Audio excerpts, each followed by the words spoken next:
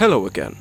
It's been some time. You're probably wondering what I've been up to during this lapse in my upload schedule. I've been furthering my artistic pursuits, chasing literary perfection, and pondering America's complicity in murder. Overall, it's been very relaxing. But one day I looked in the mirror and I said, what if I don't want to feel relaxed anymore? What if I want to be beset with terror and anxiety, struggling to survive horrid circumstances whilst trying to keep everything together? A trip to Poland was out of the question, so my mind wandered to the next best thing. A game about Poland. A survival game. Well, I was meant to be talking about a survival game anyway. You see, a few months back I subjected myself to the top-down survival horror gem known as Darkwood, a title in a genre I typically didn't play for personal reasons.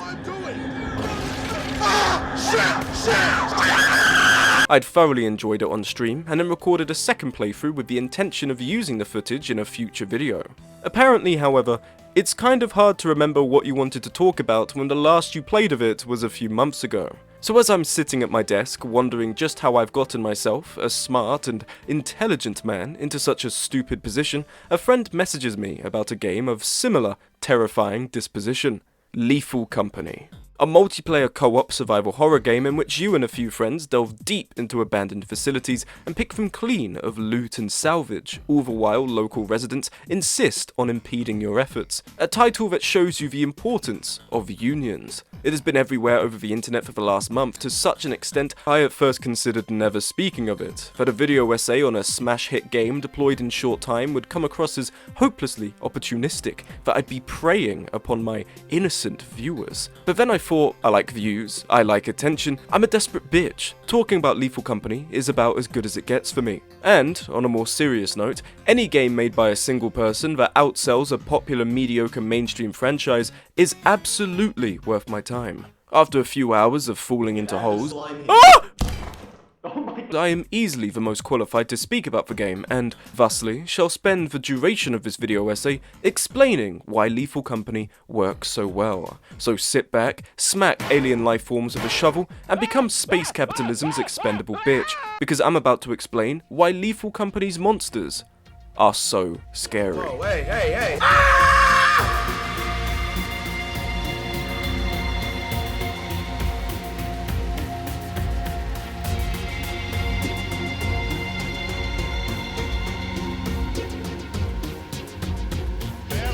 Hey, what's going on? Hey.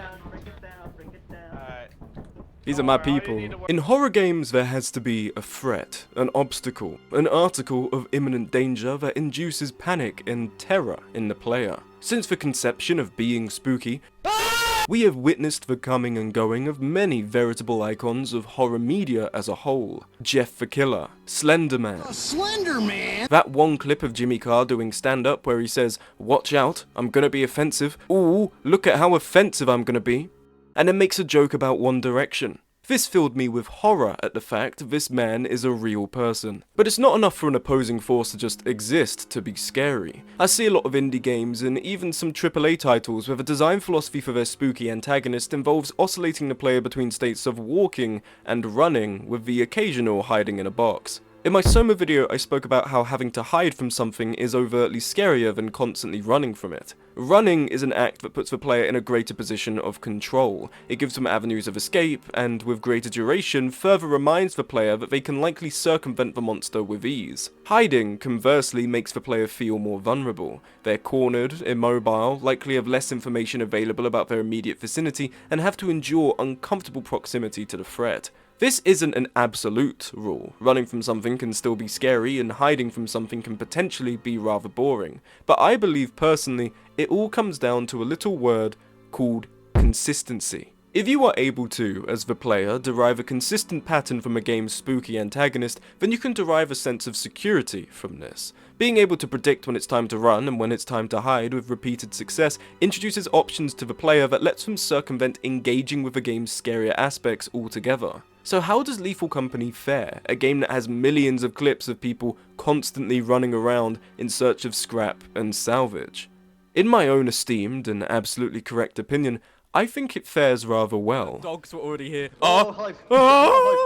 Lethal Company's monsters keep players in a state of uncertainty through many different means. First, of course, being the remarkably complex behaviours of your foes. Take, for instance, the loathsome loot bug, a little fellow who simply must have all your delicious loot. Pocketing your wares with all the flair of a London street hooligan, he'll run off to a select area of the facility and stash all his newfound fortune there. If you dare to try and reclaim what is rightfully yours, he shall take flight and end you on the spot. Another example is the spooky spider. They establish a nest within the facility, laying out webs nearby, and stepping in them will alert the predator to your location and have them running over under the assumption it's time to feast. Of course, just like any bastard spider, hitting them with a big fuck off object is a tried and true solution. Now, on their own, these wouldn't be too hard to handle. You could muster a consistent approach to each of these threats. But the random generation of a facility's interior and the accompanying residents makes it so the player can never truly be certain of what they're going to face and how they'll need to act. One time, a loot bug snatched an apparatus out of my hands and jauntily rushed off with it. Me, enraged, pursued it to give it the swift thrashing it deserved. But at this point in time, I heard a roar behind me and realised a thumper, a really ugly son of a bitch, Shit, what is that? had the same idea about me. But these monsters, dear viewer, are but child's play. Infantile exercises in introducing alien life to the concept of blunt force trauma. No, dear viewer, these are but trifling foot soldiers in a menacing army headed by far more troubling entities. Ones that exemplify the sheer terror of Lethal Company to such an extent that they need to have their own sections. First being the beloved Springy Son, known as Coilhead.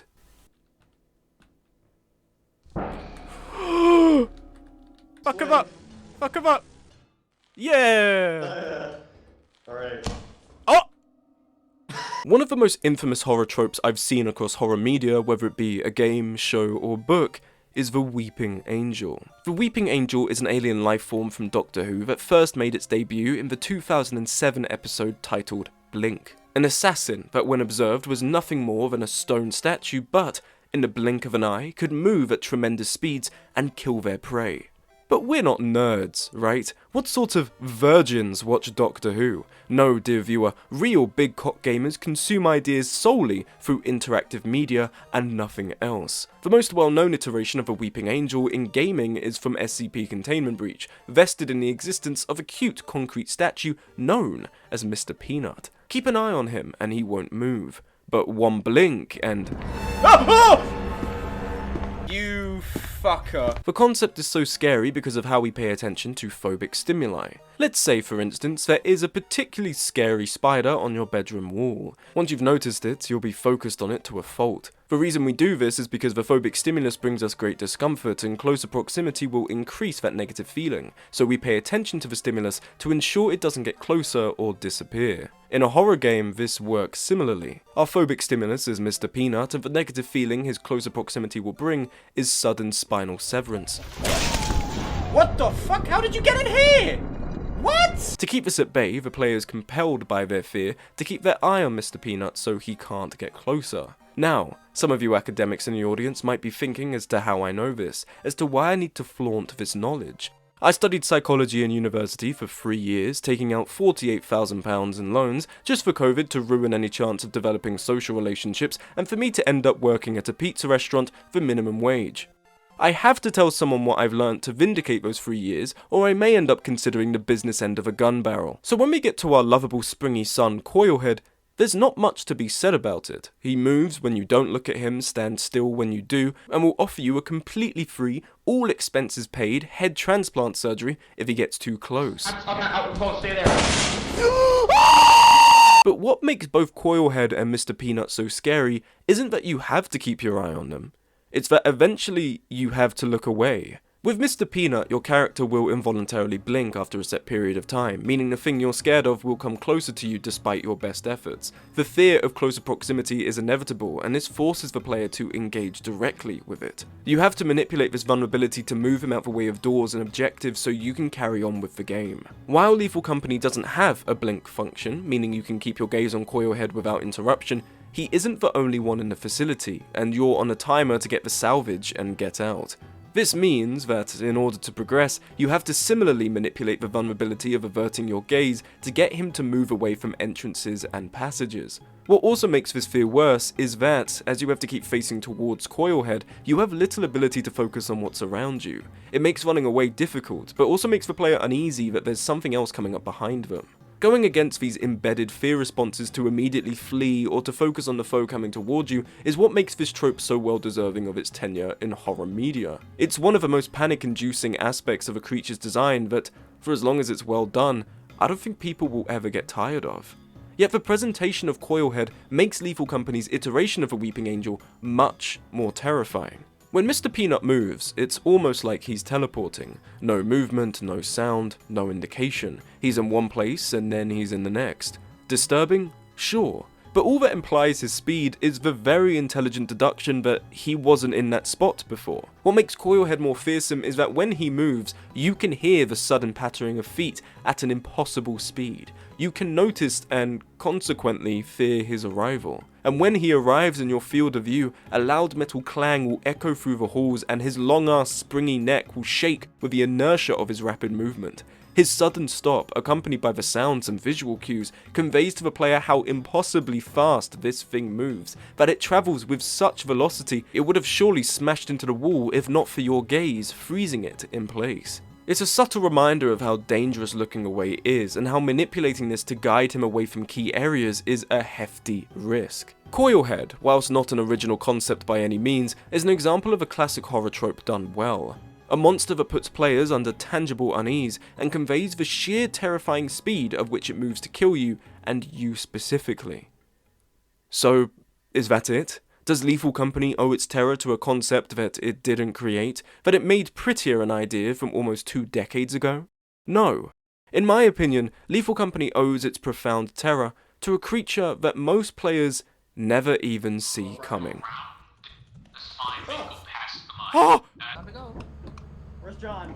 Wait, what? Why did you actually fucking... Why would you do that? What the fuck is wrong with you? Someone said we should leave, so I hit the lever.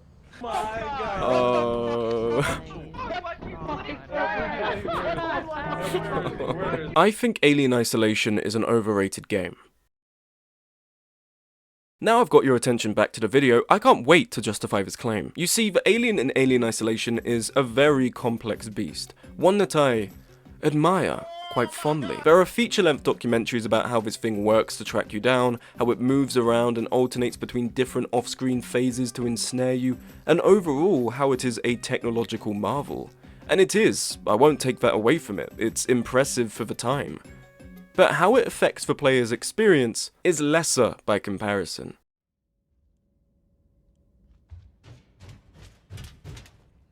He just knew I was there? What? Sure, you have all these intricate things going on under the hood where it will follow a sound and then procedurally check all the areas around it, but the way it appears for the player still ultimately boils down to it hasn't found you and it's found you. The behavior of the alien really isn't that complex or interesting. It doesn't stalk you or mess with you in any way. At best it will just knock you over and run off. A lot of the time it would trace my IP address and just beeline for my exact location with zero warning or reason, upon which I would immediately hit restart checkpoint. And this ultimately affects a player's experience of the whole thing. It affects how much they're truly engaging with it when the main adversary ignores NPCs walking around talking loudly firing guns, but will rapidly advance on your position if one of your nostril hairs quiver. None of these complex mechanisms happening off screen really matter or make me more appreciative of the experience when a way it penalizes me on screen is always the same. I'm unequivocally correct about this. God came to me in a dream and said so. But why is this relevant for Lethal Company? Well, Lethal Company has its own terrifying apex predator that I think is far more worthy of praise than Isolation's xenomorph. The Bracken. Oh my God! Mr. Flower Man. A socially anxious individual with a soft spot for snapping necks. I don't believe you. This peculiar fellow is the bane of all Lethal Company players everywhere, and for good reason. The Bracken occupies a constantly ambivalent state. He'll attempt to sneak up behind players when they're distracted to offer them free chiropractic services, but if he's spotted, he doesn't persist. The Bracken will stop and bristle his abundance of dark leaves before making a choice. If you're on your own, it's very likely he'll resume his approach and kill you. However, if you're in a group, he'll beat a hasty retreat to a nearby position and wait before trying his approach again. What's interesting about him, however, is that if you were to continue pursuing him in a group, he would become agitated and attack one of you like a cornered animal. This ambivalent approach makes the Bracken so scary because he's a persistent threat even when he's not nearby. When someone calls out on the radio that a Bracken is in the vicinity, you have to deal with that. Him just being in the facility applies constant paranoia to the player who is also having to deal with other problems at the same time, sometimes completely on their own. Him stalking players as opposed to outright killing them ushers in dread and leaves the unfortunate wage slaves in a constant state of discomfort. He can be lurking around any corner, climbing out of any vent, and if you were to rush into him in the dark, then there is truly nothing you can do. What makes him my favourite though, is how he's unnerving down to the detail. When this guy runs at you, he doesn't turn. Whether he's running upstairs or taking corners, once he's found his mark, he is solely focused on it. And it's only by a miracle that you will manage to get away. This manner of approach is so alien and unsettling, yet likely something people miss because, understandably, they're more focused on running away than admiring his peculiar gait. An even greater detail is that once he does grab one of you, he leaves with the body. In so many horror games, especially ones of this variety, the monster will kill someone and then leave the corpse there in all its gruesome detail. So when the Bracken makes off with the body, all the while hunched over and glaring at you with its piercing eyes, you feel a profound sense of danger and dread. It's gotten one of you, and soon,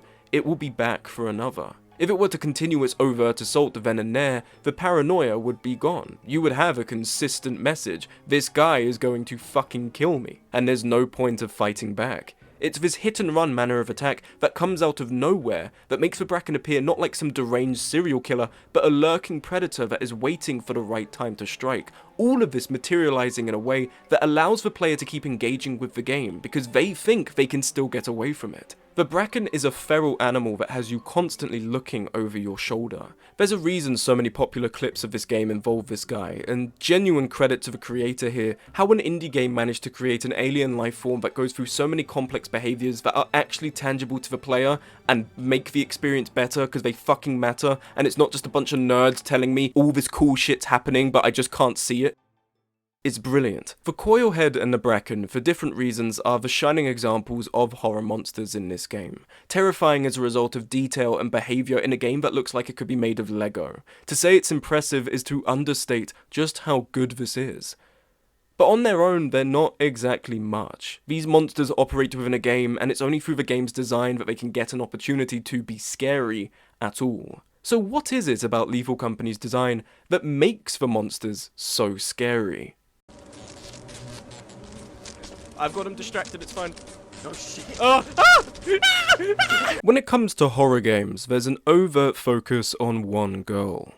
Being spooky. Scary, some may say. And this is important for both the player, who seeks a frightful experience, and the creators, who seek to obscure the simplicity of their game with abundant terror. Think of the biggest horror games during the 2010s. A lot of them involve you walking, running, and sometimes hiding in different locales with very rudimentary resource management. One of the most renowned mascot horror titles of all time made its debut by subjecting the player to a 9 to 5. But when your aggressive management of doors is done to keep a group of haunted robots at bay, entities that wish to share their lethal and loving embrace with you, Fuck the shit out of that robot, man. suddenly these small things are grand components essential to your survival. It also helps that these games were single player, because inherent to the design, you were alone. The isolation these games made you feel was intentional to the core of the game's mechanical arrangement, to manufacture unease and uncertainty that could turn some of the simplest moments of gameplay into heart-thumping episodes of panic. But the gaming industry innovates. The free market provides. How else would we have gotten dynamic horse testicles without subjecting game developers to millions of hours of unpaid crunch? We can innovate your dick and balls in Cyberpunk, but workers' rights?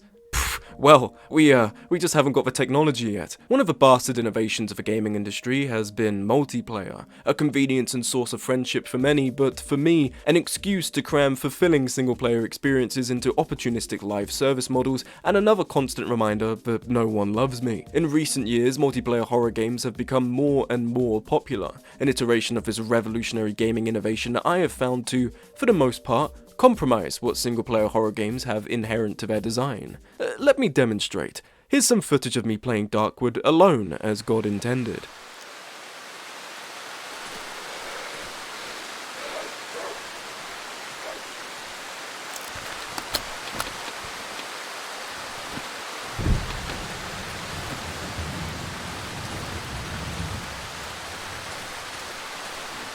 And here's footage of me playing Darkwood in a prospective multiplayer environment. Hey, Jones, you're a fucking faggot. You're a fucking trash.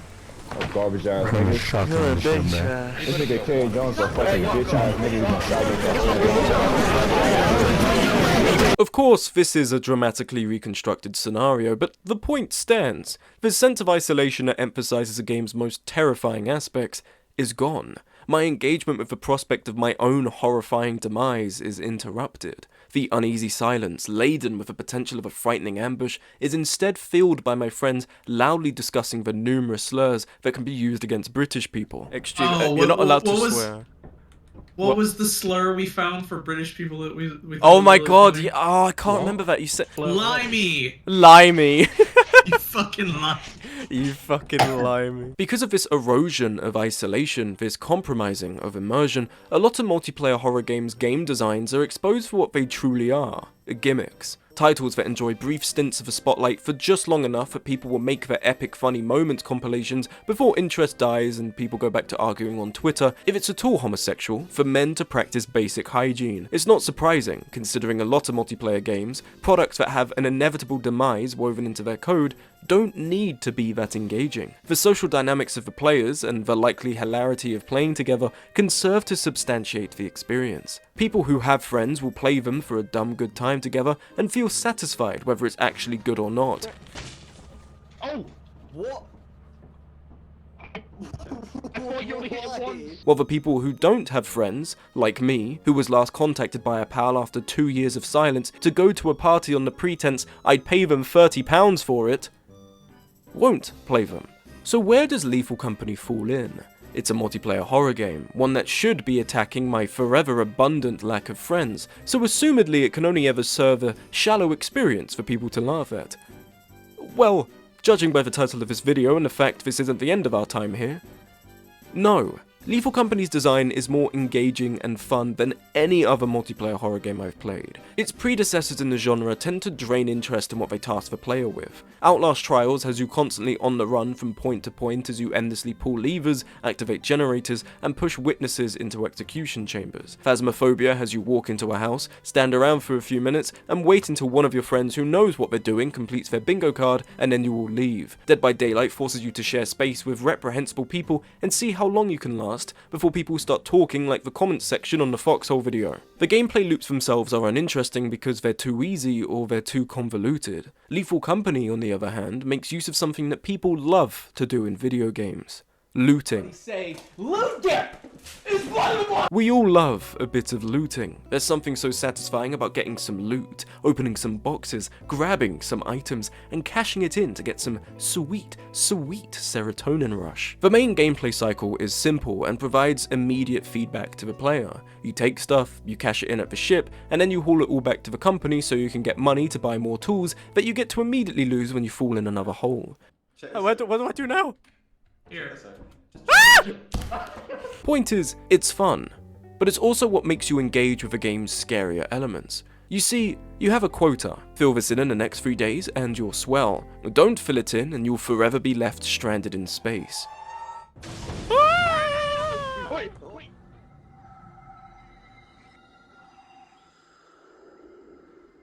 As a result of horrid working conditions, you must make money lest you be evicted by your space landlord. If there's a bracken in there accompanied by multiple coilheads, spiders, and a thumper, but you have 1 day left to hit your quota, then you have to pull up your big boy pants and press on. This means players can't just disengage from the game and flee the moment they feel threatened. They have to endure if they want to keep the run going, which in turn means they can actually experience all the terrifying potential of every enemy. What also aids in this is that while the exterior of the planet remains the same, the facility interior is always randomly generated. Sometimes you might enter and find very simple rooms and corridors filled with loot right there in front of you, while other times you may have to navigate a labyrinthian maze in the dark. Sometimes the lights are on, sometimes they're off. Sometimes the facility has defenses like machine gun turrets and landmines, both of which can turn your own team members into hazards.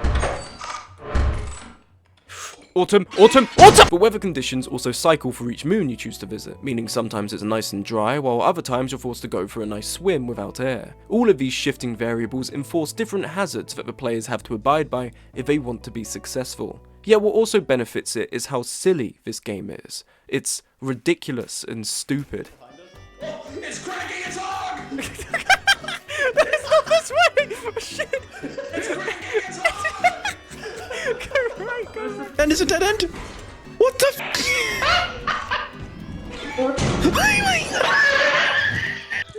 Come on, man. Come on, man. I got a family to feed. Okay, he doesn't like it. When you stop, son, I'm gonna hit Mason when he comes in here. I got bad news.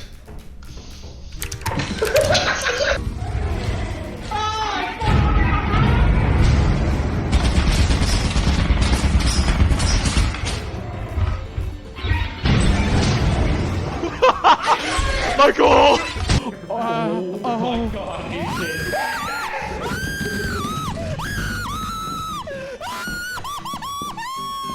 Being a multiplayer game means it comes with a caveat that usually nothing gets taken seriously, which means to try and be a serious game is to be laughed at. You're a substitute teacher to a class of rowdy, drunk, and stupid kids. But to lean into the inherent silliness, to the absence of sincerity, is what gives Lethal Company's monsters the opportunity to scare you. One moment, it's all fun and games, calling your guy on the ship to tell him a joke. Yes, the water just cleared when we got here. Cerebral, do you miss me already? Just get inside. But then it's dark. Fuck.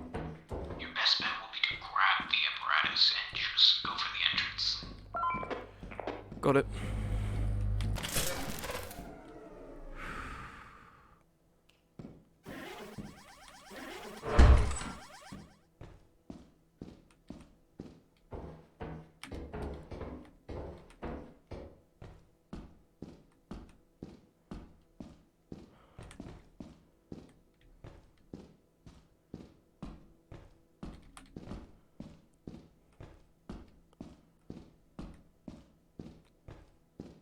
It's in these moments where you're alone, at the complete whim of the darkness, that you feel truly vulnerable. In the moments where you're running out of time, where the abundant noise has been usurped by unerring silence and you're relying on flimsy memory to guide you back outside to where even more horrors await you, that you're experiencing the pinnacle of what Lethal Company has to offer. By making being in a group safe and secure, it makes the inevitability of being alone even scarier than it would have been if it was the constant. With this in mind, you can see it's not just the amazing monster design itself that makes this so scary and fun, but how it fits into this bigger, shifting tessellation of components, obstructing you from your simple goal of making money. To say that one of my best horror experiences isn't a single player game, but instead one where I can disco dance while someone repeatedly blasts an air horn is so disorienting yet refreshing to express. All of this for just £10. £10! That's fucking nothing for something this good. And you know what makes this all the better? Lethal Company does have a shelf life, and from what I can see, it fully embraces it. Instead of turning itself into some live service model with battle passes and paid skins and feebly fighting to stay relevant, it acknowledges its own mortality and lets people enjoy it naturally. The modding for Lethal Company, considering how little time has passed since its release, is a marvel in of itself. A boon for gaming as a whole that means players can keep adding to the game for as long as they're still invested in it, without shackling the personal creator to old projects they rather reasonably want to move on from. And to have this game, with these practices, outperform the industry's supposed cream of the crop that exists to just keep taking money from you at every manufactured opportunity brings me immense joy and satisfaction. At the end of the day, this is a silly game that we'll all eventually stop playing, and it's kind of buggy, and the fact a forest giant can spawn right next to the ship is fucking stupid, and you can't outrun it, and it fills me with unrelenting anger, but my god, I don't think I'm ever going to stop talking about it. So well done Zeekers for creating this gem, thank you to these people for putting up with me to play Lethal Company so I can get footage, and I sincerely implore you watching to give the game a try if you somehow still haven't. This is why Lethal Company's monsters are so scary.